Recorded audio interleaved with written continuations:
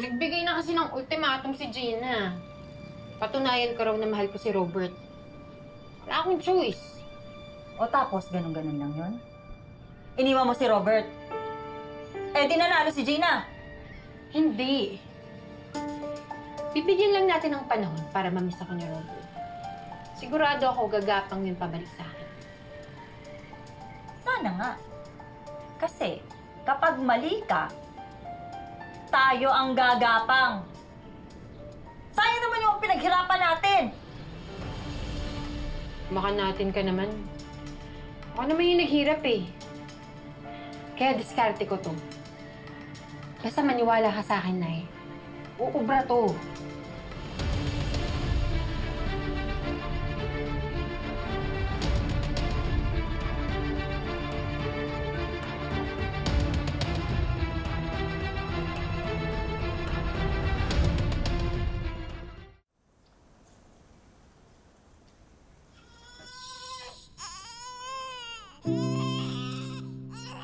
Dad, anong gagawin mo today?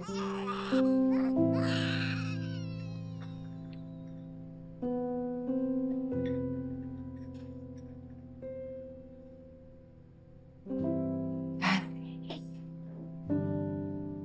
Dad. What? I was asking you kung anong gagawin mo today.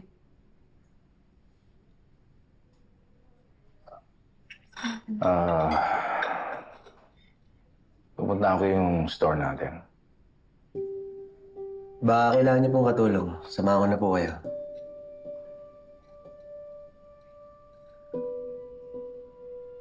Hindi ko kailangan ang tulong mo.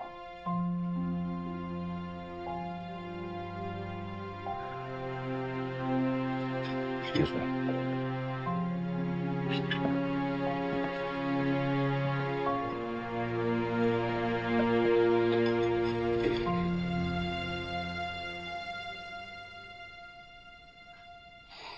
Pilit pa rin talaga sa akin, no? I know. Just give it time.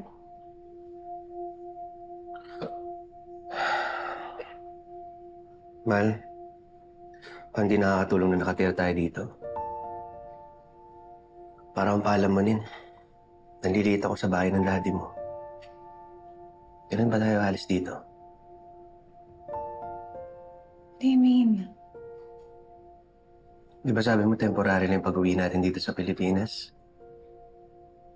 Balik na lang tayo ng US. At least doon, meron tayong apartment na mauuwihan. Kapag umalis kasi tayo dito, walang makakapigil kay Betsy na balikan si Daddy. Kung aalis tayo, kailangan kasama si Dad.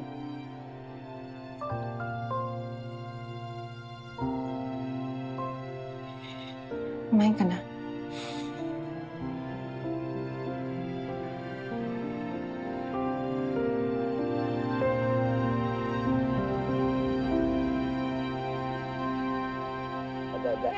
Come.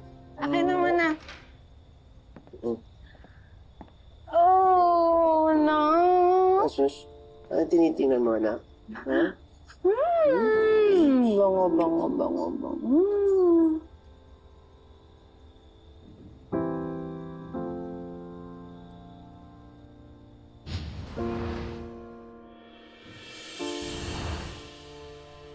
May gusto po ba kayong kainin? Masaya po akong pinagsisibihan kita.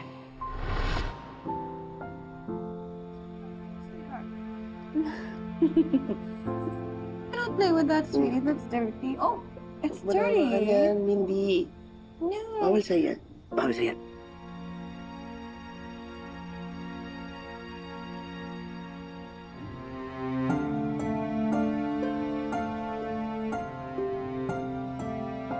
Mahal ko naman muna siya. Gamit ka na? Nandun lang si Dad.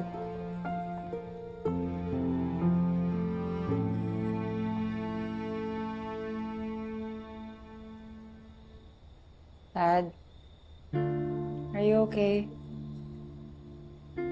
Yeah. I'm just tired. Wala akong stas. But Dad, dinner's ready. You should have dinner with us. Hindi ako nagugutom. Good night.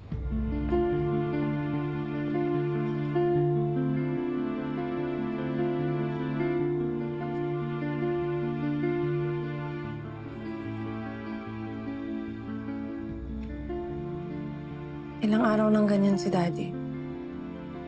Maaga aalis siya ng para magtrabaho. Tapos pag-uwi, pagod na pagod. Nandito naman siya, wala siya sa sarili niya, matamlay siya. Mahal, baka naman pagod lang. No, I don't think that's it. I'm afraid namimiss na si Betsy.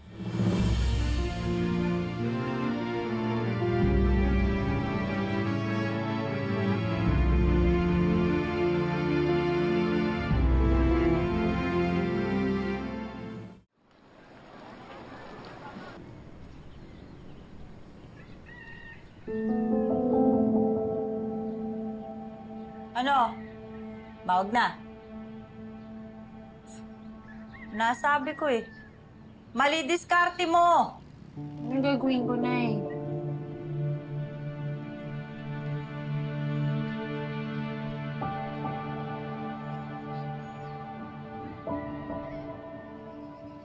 O ngayon, hihingin mo opinion ko?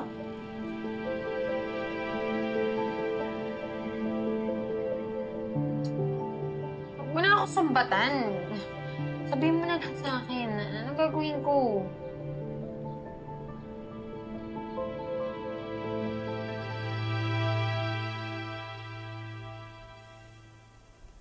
Dad? Hmm? Di ba ang original plan niyo ni Mom is magbabakasyon na kayo dito sa Pilipinas? Why don't we go home to the States? Bakit? Dad, nandun ang buhay natin. Our main business is there. Sama na lang natin si Tita Connie and maghahanap ako ng magaling na caregiver for her. Ano si Gerald?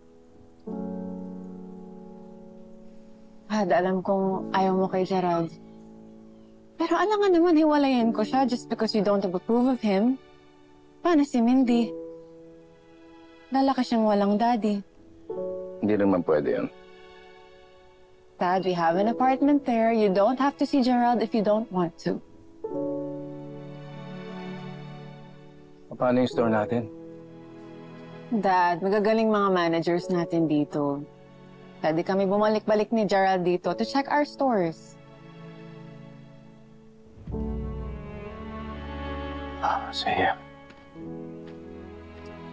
Dad, please, umuwi na tayo. Lagi kasi tayo nag-aaway dito.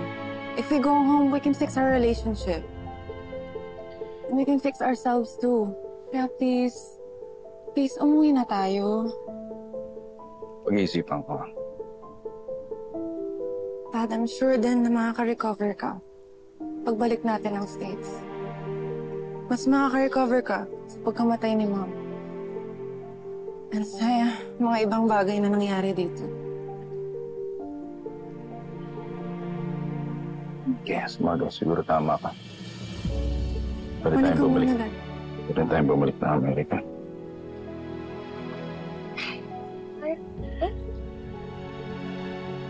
Oh, sorry. Hmm.